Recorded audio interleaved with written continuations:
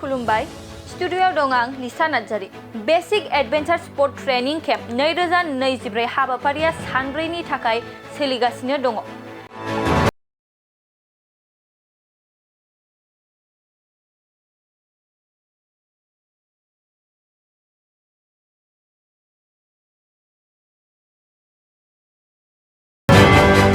क'क्राझार सहरनि साखाथियाव थानाय दांदुफुर हिल साइटआव सानब्रैनि थाखाय basic adventure sports training camp 2024 हाबाफारि खुंफुंदों। बिटिआर सरकारनि स्पर्ट्स एन्ड इयर वेलफेयार डिपार्टमेन्टनि बानजायनायाव 23 फेब्रुवारिनिफ्राय 26 फेब्रुवारिसिम सानब्रैनि थाखाय हाबाफारि बानजायदों। हाजोखौ माबोरै गाखोनांगौ आरो हाजोनिफ्राय माबोरै ओंखारनांगौ बेनि सायाव क'क्राझार सहरनि साखाथियाव थानाय दांदुफुर हाजोआव बे सोलोंथाय हाबाफारिखौ लानाय जादों। मिथिनो मोननाय बायदिब्ला बे basic adventure sports training camp 2024 हाबाफारियाव बिटिआरनि मोनबा जिल्लानि स्पर्ट्स मोजां मोनग्रा गोसो गुदुं सा 60 लाइमोनफोरा बाहागो लादों। बिटिसि गेलेमु बिफाननि CHD सोमदोन मोसाहारिया गेलेमु बिफाननि फिरफिलाखौ बिरहोयो आरो बे हाबाफारियाव क'क्राझार सहरनि मिउनिसिपाल बर्डनि मासिगिरि प्रतिभा ब्रह्म आरो क'क्राझार मेडिकेल फरायसालिमानि डक्टर लोगोसे एडभेन्सारनि गामि बिबानगिरि जगदीश बसुमतारिया बाहागो लानानै फ्लेग अफखौ बेखेवना होयो। हाबाफारियाव बाहागो लानानै खौरांगिरिफोरनि सिगाङाव मा बाथ्रा फोरमायखो आबुङै मिथिनानै लानि फै। जोबोद गोजोननाय मोनदों दिनै बिटिआर नि स्पर्ट्स डिपार्टमेन्टआ जोबोद दिनै माने गोग्गाथाव मोनसे बाखनायथाव मोनसे नैबे हाबाफारिखौ लादों। Basic adventure training camp basic adventure sports training केम्पखौ दिनैहाय बेखेवनाय जादों। नैबे ट्रेनिं केम्पआव गोबां जोंना गथ'फोर ट्रेनिर्सफोर फैदों जायहा एडभेन्सार स्पर्ट्सनि माने जोबोद मोजां मोननाय दङ बिथांमोनहा बिसोर बेहाय पार्टिसिपेट खालामनो फैदों। गासिबो बिटिआर सिंनि बड'लेण्ड ओनसोल सिंनि जे जिल्लानिफ्राय बाहाय नुजाफैनो हादों आरो बाहाय जोंना सुबुं फुंखा हिसाबै जोंनि डक्टर जगदीश बसुमतारी सारमोनहाबो बाहाय फैदों। बिथाङा गोबां एक्सपिरियेन्स दङ नैबे माउन्टेनियारिंआव। नैबे माउन्टेनियारिंनि नैबे ट्रेनिंखौनो बाहाय दिनै लानाय जादों सानथामनि हाबाफारि आरो आं सानो नैबे बेसिक एडभेन्सार स्पर्ट्सनि नैबे ट्रेनिं होनाया जोंनि जाय स्पर्ट्स लाभारफोरखौ जोबोद सानसे समावहाय माने नैबे जाय ट्रेनिर्स लादों बेयो माने गोबां स्कप दङ दिनैनि उनावहाय गावनि प्रफेसनेलिबो लानो हायो आरो लोगोसे गावनि केरियाराव स्पन्टेनियासलि बेखौ लाफा लांनानै सासे माने डिसिप्लिनड अर्गेनाइज्ड भाबै गावनि गल बा टारगेटखौ सहैफुंनो हानाय सुबुं फुंखाखौ जोङो बाहाय माने मोनफुंगोन होननानै सानो आरो दिनैनि समावहाय नैबे बावखुंग्रि एरियायावहाय पेराग्लाइडिंआथ' दिनै नेसनेलि इन्टारनेसनेलि माने मोनसे नाम गोनां बा सिनायथि मोनखाबाय आरो दिनैहाय नैबे रक क्लाइम्बिं माउन्टेनियारिं बा बायदि जे बेसिक एडभेन्सार स्पर्ट्स बेखौबो फैगौ समावहाय नैबे एरियायावहाय गोबां मोजाङै सिनायथि मोनगोन बा मोजाङै जाफुंगोन होननानै जों सानो आरो स्पर्ट्स बिफानखौ जोङो गोसो गोरबोनिफ्राय साबायखर बावो आरो नैबेबायदि हाबाफारिखौ लानायनि थाखाय आरो फैगौ समावहाय बेबायदि हाबाफारिखौ लानानै जोंनि स्पर्ट्स लाभार स्पेसियेलि एडभेन्सार स्पर्ट्स लाभारफोरनो माने स्कप होगोन बा अपरचुनिटि होगोन बेखौ जोङो मिजिंथियो। गोजोन्थों। 53 जन होनदों सारा बाहाय बे खेबावहाय माने केम्पआवहाय आरो सानथामनि हाबाफारि बियो ओरैनो बेखौ गासिबो सुबिदाखौ होदों। मोजां ट्रेनिर्सफोरबो बाहाय फैदों, एक्सपार्टफोर दङ, चिफ ट्रेनारबो दङ आरो बिथांमोनहा मोजां जोंनि गेजेरावहाय एडभेन्सार स्पर्ट्सआवहायबो एक्सपार्टिस बा स्किलखौ दिहुननो हागोन बा टेलेन्टखौ दिहुननो हागोन होननानै जोङो मिजिंथिदों। गिबियावनो आं क'क्राझार डिस्ट्रिक्ट स्पर्ट्स एस'सियेसननि सोद्रोमाफोरखौ आं साबायखर होयो बिदि मोनसे एडभेन्सार ट्रेनिंनि हाबाफारि लानायनि थाखाय आरो नुनानै गोजोन मोनदों जे 53 स्टुडेन्ट डिफारेन्ट जायगानिफ्राय फैनानै बेयाव बाहागो लाफैदों। एडभेन्सार स्पर्ट्सनि सासे आं मावथि हिसाबै बा गावनो सासे माउन्टेनियार हिसाबै आं बेखौ सानोदि एडभेन्सार स्पर्ट्सआ जोंनि पार्सनेलिटि डेभेलपमेन्टनि थाखाय जोबोद गोनांथि दङ आरो बेयाव जायफ्रा ट्रेनिं लागोन दिनै बिसोरो मोनसे डिसिप्लिन आरो मोनसे शिडिउल प्रग्रामनि आन्दाराव ट्रेनिं लागोन आरो बे सानथामावनो बिसोरो डिसिप्लिना मा मोनसे टिम वर्क हिसाबै माबायदि मेम्बार हिसाबै थानांगौ बिदि टिमाव बेफोरखौ सोलोंगोन आरो बे सोलोंनायफ्रानो बिसोरनि जिउ जागायनायाव पार्सनेलि डेभेलपमेन्ट बिराद मदद होगोन आरो बिसोरो फिजिकेल टाफनेसबो मोनगोन खारन बेयाव केम्पआव थागोन बिसोरो केम्पआव जागोन आरो माने लोगोफोरजों थानानै मोनसे हस्टाइल माबाव बिसोरो मोनसे माने गोनांथि सोलोंनायखौ सोलोंगोन गतिके आं गमामायैनो सानो जे बेयो मोनसे मोजां हाबाफारि बिदि सोद्रोमाफ्रा लादों आरो फैगौ दिनफ्रावबो बिदि जुदि लाबाय थायो आरो प्रतिभा ब्रह्मआ बुंनाय बायदि जुदि जों पेराग्लाइडिं बा गुबुन गुबुन थाखोफोरखौबो जुदि जों डेभेलप खालामोब्ला मोनसे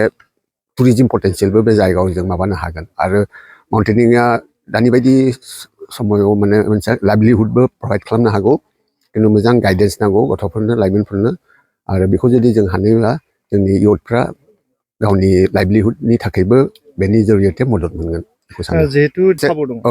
गोजौ फारसे थानाय गोबां खाबु दं नाथाय बेयाव बिसोर मोजां ग्रेड मोननांगोन ग्रेड मोननायनि उनाव इन्डियानि माउन्टेनिं इनस्टिट्युट थांनानै बिसोरो बेसिक माउन्टेनिं कर्स खालामनो हागोन आरो एडभान्स माउन्टेनिं कर्स खालामनो हागोन एडभान्स माउन्टेनिं कर्स खालामनायनि उनाव इन्डियान माउन्टेनिं फाउन्डेसना दिल्लीयाव दङ बे इन्डियान माउन्टेनिं फाउन्डेसना माउन्टेनिंनि एपेक्स बदि बे इन्डियान माउन्टेनिं फाउन्डेसना बिथांमोनखौ बा जोंनि गथ'फोरखौ माने माउन्टेनिं एक्सपिडिसनाव पार्ट लानो बिसोरो सायख'नो हागोन आरो ट्रेनिङाव थानानै गाव नोजोर होब्लासो मिथिगोन बिसोरो एटिटिउडआ माबायदि फिजिकेल फिटनेसथ' नुनाय बायदिब्ला बयहाबो फिजिकेल फिटनेस दंखायो खिन्थु बे एटिटिउडखौ माबायदि बिसोरो लोब्बा लाखिनो हागौ बे ट्रेनिंजों बेखौ दा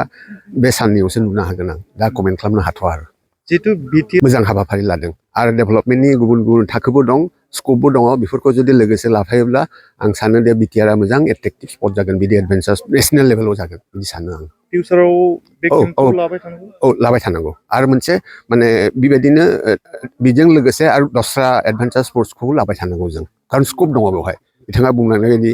पेराग्लाइडिंनि स्कप अलरेडि इन्टारनेसनेलि मोनसे पेराग्लाइडिंनि एरिया हिसाबै बे रिकगनाइज जाखाबाय आरो जों धिर बिलखौ वाटार स्पर्ट्सनि थाखाय डेभेलप खालामनो हागौ जेरैबायदि आसामा दा मरिगावनि सारन बिलखौ माने कायाकिं बटिं बेफोरनि थाखाय मोनसे ट्रेनिं ग्राउन्ड हिसाबै लादों जोंहा धिर बिलावबो बे स्कपा दं बेखौ माबायदि फोरमायनो खारन आंनि इन्टारेस्टआ ओरैबायदिमोन जे आं फरायनायजों लोगोसे आं बेखौ माने मोजाङै बेलेन्स दोननानै बेबायदि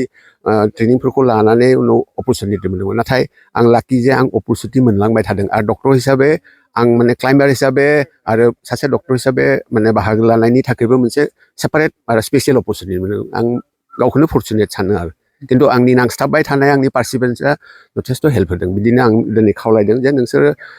फेलियर जाब्लाबो बा फ्रास्ट्रेसन जाब्लाबो माने डिटारमिनेसनखौ दानागार डिटारमिनेसनजों आवगायबाय था होमबा नोंसोर एचिभ खालामनो हागोन हायो आं सानो बेनो हानांगोन सानो आं बेनिखायनो गभर्नमेन्ट अफ इन्डियाबो दा फरायनायजों लोगोसे प्रत्येकटा इडुकेसनेल इनस्टिटिउटआव फिजिकेल ट्रेनिं बा एडभेन्सार स्पर्ट्सनि कारिकुलामखौ माने कम्पालसारि खालामदों कारण इउ केन मेनटेन द बेलेन्स बिटुइन स्पर्ट्स अर what ever your hobbies and study जोंना बे एडभेन्सार ट्रेनिं केम्प दा बे एडभेन्सार ट्रेनिं केम्पआ जोंना एभ्रि इयार डिपार्टमेन्टनिफ्रायनो बे प्रग्रामा अर्गानाइज खालामनाय जाखायो दा बेहाय बेबायदिनो थांनाय बारावबो बेहायनो जादोंमोन दा एबारबो बे सिमिलार जायगायावनो जों बे एक्टिभिटिसखौ लाफिननाय जादों दा बेहाय जोंहा मोनबा डिस्ट्रिक्टनिफ्राय पार्टिसिपेट खालामनो फैजोबदों दा जोंहा सानथामनि हाबाफारि बे एडभेन्सार ट्रेनिं केम्पआ दा बेनि गेजेराव दा मोजां जोंना इन्सट्राक्टर्सफोर दं बिसोरनि गेजेरजों जोंना ट्रेनिसफोरा मोजाङै ट्रेनिं लानानै बिसोरनि फिउचारखौबो बिसोर मोजां बानायलांनो हागोन दा जोंनि डिपार्टमेन्टनि मेन मटिभा बेनो जे जोंनि बे ट्रेनिसफोरा जे गावसिनि पार्सनेलिटि बा लाइफ स्किल्सफोरखौ बोरै डेभेलप खालामनानै लानो हायो बे गावसिनि माने लाइफखौ दैदेनलांनायाव बिसोरो जाहाथे मोजाङै सेल्फ कनफिडेन्सफोरखौ बिल्ड खालामनो हायो बा लिडारशिप क्वालिटि दा बेजों लोगोसे दा एडभेन्सार एक्टिभिटिस हिसाबै मेनआ जाहैबाय जों रिक्स लानाय केपेबिलिटिखौ बोरै डेभेलप खालामनो हायो बेजों जों फियारनेसफोरखौ बोरै अभारकाम खालामनो हायो दा बेजों लोगोसे डिसिप्लिनलि मानसिया बोरै मोजाङै गावनि लाइफखौ सास्टेन खालामनायाव मोजाङै माने जिउखौ खुंलांनो हायो दा अभारअल बिसोरो दानि जुगाव जिहेतु स्कपबो दं दा बेखौ बिसोरो प्रफेसनेल बायदिबो लानो हायो बा गावसिनि फरायनायजों लोगोसे दा जिखिनि क्वालिटिस बेहाय डेभेलप जालांगोन बे नट अनलि फरायनायाव बा बिसोरनि केरियार बिल्डिंआव बे बुस्थुआ कन्ट्रिबिउट खालाय जाहैजोबगोन आरो साबैसे दं बेयाव दा जोंना बेहाय एराउन्ड 60 पार्टिसिपेन्टस दं गासैबो अल अभार माबा मोनबा डिस्ट्रिक्टनिफ्राय लानानै माब्लासिम सोलिबाय थागोन बेखौ दा बे जोंना मैयानिफ्रायनो जादोंमोन दा फर्मेलि अपेनिंआ दिनै जादों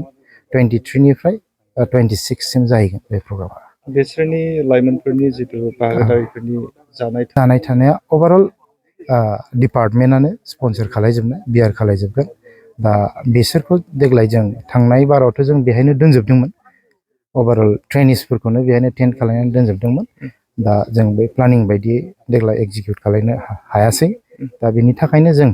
दा परिस्थितियाबो दा बेबायदिनो जाबाय ओमफ्राय दा एबार जों जोंनि स्पर्ट्स हस्टेलावनो बिसोरखौ दोननानै बेहाय ट्रेनिं खालायफैहोगोन बेनिफ्राय जों स्पर्ट्स हस्टेलावनो लांफिनगोन बे केम्पनि गेजेरजों मा खालामगोन लाइमोनफोरखौ दा बेनि गेजेराव जाय मोजां बिनि दा जोंनि ट्रेनारफोरा बिसोरखौ बिसोरनि पारफरमेन्सखौ नायनानै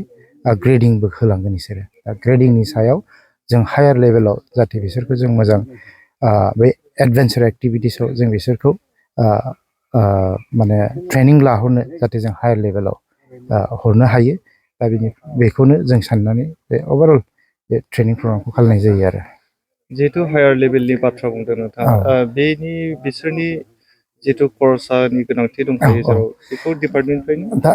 हायार लेभेलाव जुदि बिसोरो सुइटेबल जुदि जोंनि ट्रेनार्सफोरा बिसोरखौ माने बिसोरनि पारफरमेन्सखौ नायनानै नङा होमबा पारफरमेन्स नायनानै जुदि बिसोर रिकमेन्ड खालायलाङो जों जोंनि डिपार्टमेन्टनिफ्राय दा जायखिनि गथ'फ्रा सेलेक्ट जायो बिसोरखौ जों हायार ट्रेनिंनि थाखाय जों बिसोरखौ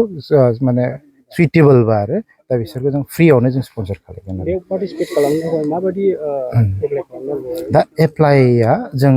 डिस्ट्रिक्ट स्पर्ट्स अफिस थायो एभ्रि डिस्ट्रिक्टआव बे डिस्ट्रिक्ट स्पर्ट्स अफिसफोराव जों डिस्ट्रिक्ट स्पर्ट्स अफिसारनि थ्रुयै बिसोरखौ सेलेक्ट खालायनानै बिसोर हरो आरो हरनानै दा अभारअल बिसोरनि फिटनेस सार्टिफिकेट मेडिकेल सार्टिफिकेट लाजोबो दा एडभेन्साराथ' मोनसे मा जागोन जों बुंनो हाया नङा होमबा दा एडभेन्सारा मोनसे थ्रिलिंस दा बेहाय बिनि गेजेराव दा बिसोरनि थाखायनो जों जाय मेडिकेलि फिट बिसोरखौसो जों बेहाय लानाय जायो आरो दा डिस्ट्रिक्ट वाइज जों मथा मथि अबावबा 10 जन 11 जन बिदि 12 जन बिदि फैनाय जादों आरो ओरैनो हाजो सायाव बेसेबां डिस्टेन्ससो बिसोर गाखोगोन हाजो सायाव माने जोंहा दा बे बेसिक मोनसे ट्रेनिं नालाय दा हाजो सायाव जोंहा रक क्लाइम्बिंनि थाहैबाय नङा होमबा बोरै हाजोखौ गाखोलांनांगौ मानांगौ बिदिनो बेसिक ट्रेनिंखौ होनाय जागोन दा जोंनियाथ' बेसेबां गोजौसिम गाखोलांनो माने जोंनिया हाइएस्टआथ' बै पेराग्लाइडिं जाग्राया बेनो हाइएस्ट पिकआ बेहाय नङा होमबा दा मेन इसोरो बेसिक्स हिसाबै बेसिक ट्रेनिंखौनो दा बे गाहाय लेभेलावनो एसे सोलोंनानै लाग्रोगोन आरो मोनसे फोसावथाय 2024 निफ्राय 2025 मायथाइनि ड्रिम किन्डारगार्टेन प्रि स्कुल काम क्रिट सेन्टारनि मुं थिसननाय हाबाफारिया सोलिगासिनो दङ। क'क्राझार सहरनि साखाथियाव थानाय एबा देबोरगाव बड'लेण्ड मुलुगसोलोंसालिजों नांजाबनाय गियानपुरियाव गोदानै ड्रिम किन्डारगार्टेन प्रि स्कुल काम क्रिट सेन्टार बेखेवदों। जायफोर बिमा बिफाफोरा सानसेथोलो गाव गावनि उन्दै गथ'फोरखौ नोजोर खालामस्लाबनो हाया एबा साख्रि बाख्रिफोराव बेस्थ' जानानै थायो बैसोर बिमा बिफाफोरा गावनि उन्दै गथ'फोरखौ गियान होनायजों लोगोसे